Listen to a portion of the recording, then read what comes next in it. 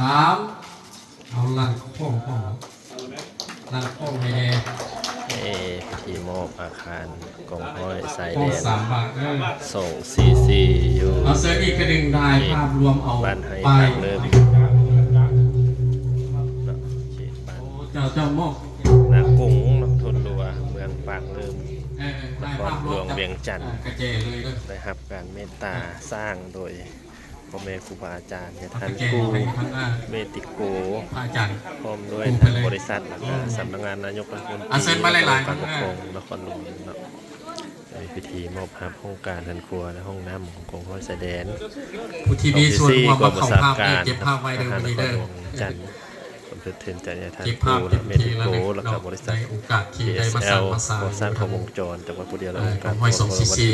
19 กุม จะคือ ภา ทางเมืองปากอื่นพวกเรา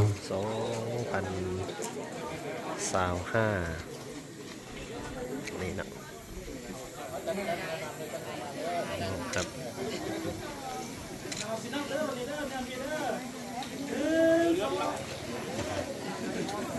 มาเข้าห้องมาอาจารย์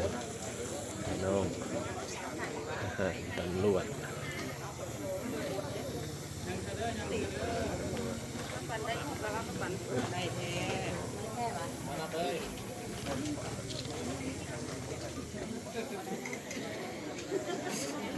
เลยพี่น้องหลายบ้าน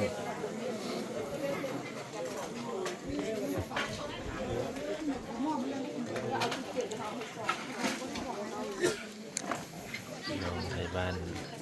นาคงทุนรัวท่ากอกแล้วก็อีกหลายๆบ้านที่ให้ช่วยเหลือ เจ้าสวยเย็นเสื้อลุงประธานครับพรประจำที่ เงินของไว้ใส่เดนก็อยู่เข้มข้น